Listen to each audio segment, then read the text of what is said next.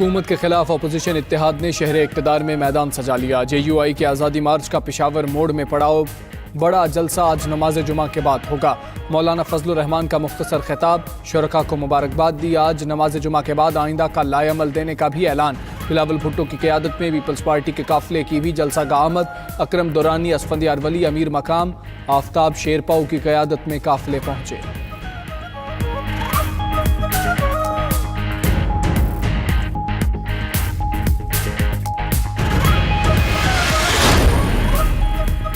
अवाम selected वज़ीर आज़म को मानने को तैयार नहीं। PP चेयरमैन बिलावल भुट्टो ने मुखालिफिन को निशाने पर रख लिया। आज़ादी मार्च जलसे से खिताब में कहा, अवाम कठपुतली और सेलेक्टेड से आज़ादी चाहते हैं।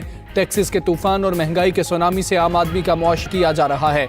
लीगी रहनुमा ख्वाजा आसिफ का भी खिताब, बोले मौलाना के जलसे में हरावल दस्ते के तौर पर शिरकत कर रहे हैं।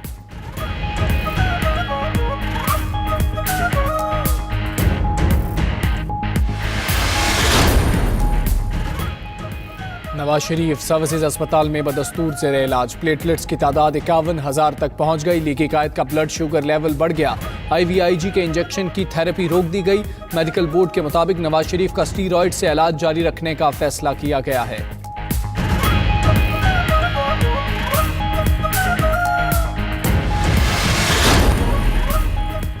करतारपुर राहदारी की इफ्तिताही तकरीब। वज़ीर आज़म का भारतीय सिख यात्रियों के लिए बड़ा ऐलान। इमरान खान ने ट्विटर पैगाम में कहा, करतारपुर आने के लिए सिख यात्रियों को वीज़े की ज़रूरत नहीं होगी। भारतीय सिख यात्रियों को 10 रोज़ कबल रजिस्ट्रेशन भी नहीं करवाना पड़ेगी। करतारपुर की इफ्तिताही तकरीब के लिए कोई फीस भी वसूल नहीं की जाएगी।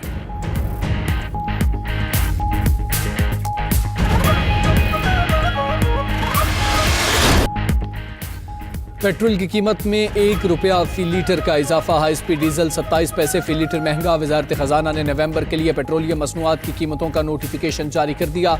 लाइट डीजल ऑयल की कीमत में 6 रुपये 56 पैसे फी लीटर कमी। मिट्टी के तेल की कीमत में भी 2 रुपये 39 पैसे फी लीटर कमी की गई।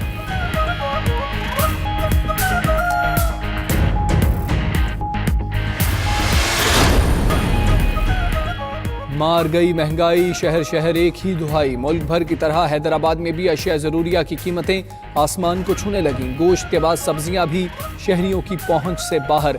टमाटर, हरी मिर्च, प्याज, अदरक, लहसुन की कीमतें सुनकर ग्राहकों के सर चकराने लगे।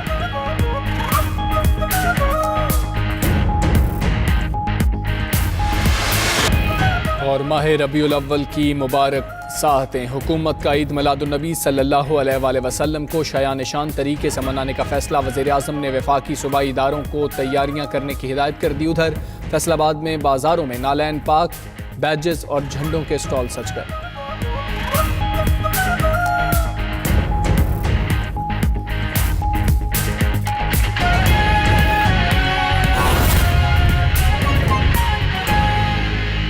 करतारपुर राहदारी की इफ्तिताही तकरीब। वज़ीर आज़म इमरान खान का ऐलान। वज़ीर आज़म ने अपने ट्वीट में कहा कि करतारपुर आने के लिए सिख यात्रियों को वीज़ा की ज़रूरत नहीं होगी। भारतीय सिख यात्रियों को 10 रोज़ कबल रजिस्ट्रेशन भी नहीं करवाना पड़ेगी, जबकि इफ्तिताही तकरीब के लिए कोई फीस वसूल नहीं की जाएगी। करतारपुर राहदारी की इफ्तिताही तकरीब के हवाले से वज़ीर आज़म इमरान खान ने बड़ा ऐलान किया है। वज़ीर आज़म ने अपने ट्वीट में लिखा कि करतारपुर आने के लिए सिख यात्रियों को वीज़ा की ज़रूरत नहीं होगी। भारतीय सिख यात्रियों को 10 रोज़ कबल रजिस्ट्रेशन भी नहीं करवाना पड़ेगी, जबकि इफ्तिताही तकरीब के लिए कोई फ़ीस वसूल भी नहीं की जाएगी। तो वज़ीर आज़म इमरान खान की जानिब से ये बड़ा ऐलान किया गया है।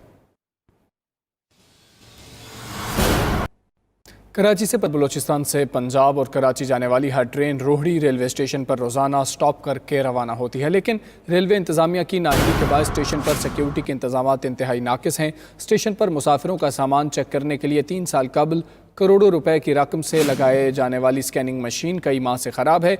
इसी बारे में मज़ीद जानेंगे सज्जाद पाशा से। जी सज्जाद, बताइएगा। देखें, इस वक्त मैं मौजूद हूँ रोहड़ी रेलवे स्टेशन पर।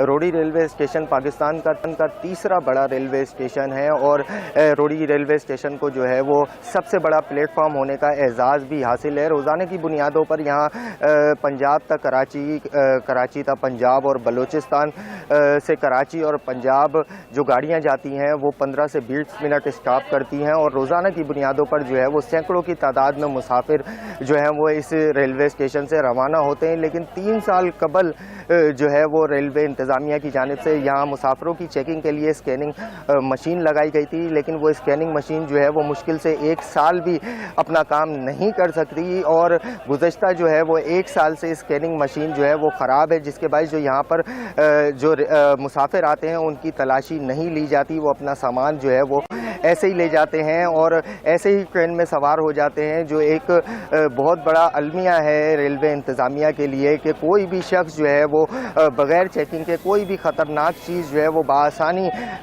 जो है वो जो ट्रेन है उसमें लेकर सवार हो सकता है। इसी हवाले से जब हमने एसपी रेलवे सक्कर नियाज़ अहमद से रब्ता किया तो उन्होंने स्कैनिंग मशीन का जो सारा मलबा है वो रेलवे इंतज़ामिया पर डाल दिया। उनका कहना है कि स्कैनिंग मशीन को सही करना जो है वो रेलवे इंतज़ामिया का काम है, उनका काम सिर्फ सिक्योरिटी फराम करना है। लेकिन अगर हम सिक्योरिटी की बात करें तो इस वक्त भी यहाँ पर सिर्फ जो है वो एक ही रेलवे पुलिस एहलकार मौजूद है जो है मुसाफिरों की आने और जाने वाले मुसाफिरों की तलाशी भी नहीं ले रहा है। इसी तरह रेलवे स्टेशन पर भी जो है वो रेलवे पुलिस ना होने के बराबर है। जबकि इसी हवाले से जब हमने डीएस रेलवे फारूक लगाड़ी से रब्ता किया तो वो स्कैनिंग मशीन और सिक्योरिटी समेत दीगर जो सहूलियात हैं रेलवे स्टेशन पर उसके हवाले से जो है वो कोई भी मौक़िफ़ देने से गुरेजा है, जिसे देखकर जो है वो सज्जाद पाशा आप हमें तफसीलन अपडेट कर रहे थे, बहुत शुक्रिया। लोधरा रेलवे स्टेशन पर सिक्योरिटी के लिए सिर्फ एक कांस्टेबल तैनात, मुसाफिर चेकिंग के बगैर ही ट्रेनों में सवार होने लगे। रेलवे हुकाम की गफलत से कोई भी नाखुशगवार वाक़या पेश आ सकता है। बात करेंगे मियां ज़हूर से। मियां ज़हूर, बताइएगा क्या तफसीलात हैं आपके पास?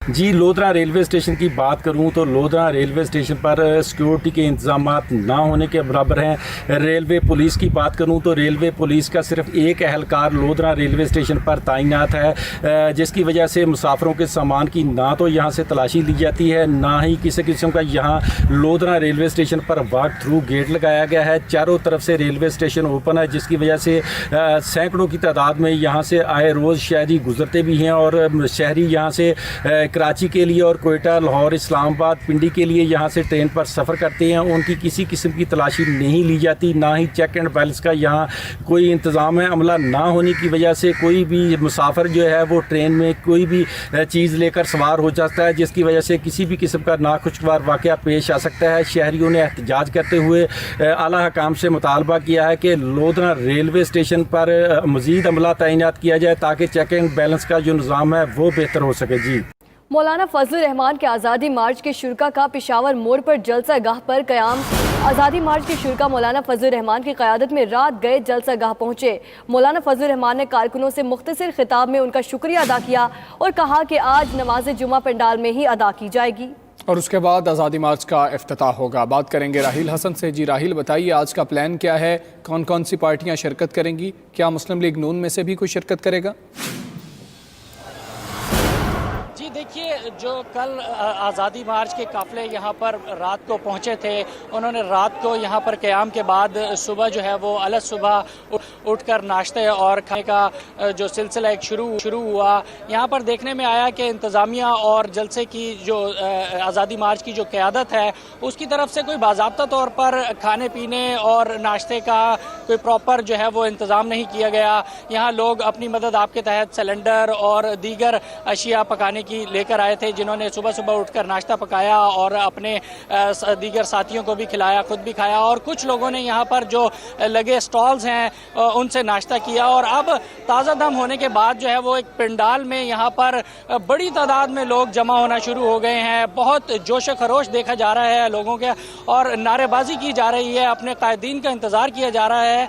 आज जो है वो जुम्मे की नमाज यहाँ पर पंडाल में ही अदा की जाएगी और मुतवक्के ये है कि जुम्मे की नमाज जो है वो मौलाना फजलुर रहमान की इमामत में ही अदा की जाएगी। उसके बाद जो है वो एक भरपूर जलसा यहाँ पर होगा जिसमें तमाम अपोजिशन पार्टीज़ जो है वो शिरकत करेंगी, उनके कारकुनान भी शिरकत करेंगे और दीगर जो आज छोटे बड़े शहरों से, करीबी शहरों से जो आने वाले काफ़िले हैं वो भी यहाँ पर नमाज जुमा के बाद पहुँचेंगे और मौलाना फजलुर रहमान की क़यादत में उनके साथ ही कंटेनर पर मौजूद होंगे पीपल्स पार्टी के चेयरमैन बिलावल भुट्टो और साथ साथ जो मुस्लिम लीग नून के रहनुमा हैं शहबाज शरीफ, वो भी यहाँ पर कंटेनर पर मौजूद होंगे और दीगर रहनुमा भी इसके साथ साथ मौजूद होंगे और हुकूमत के खिलाफ जो है वो एक फैसला कुन मुहिम जो है वो चलाई जाएगी और अगले आइंदा जो चंद रोज़ हैं उसके बारे में भी अगला लाएअमल जो है वो आज ही मुतवक्के है कि वो दे दिया जाएगा। जी ठीक है राहील, आपने हमें तफसीलन अपडेट किया, आपका बहुत शुक्रिया।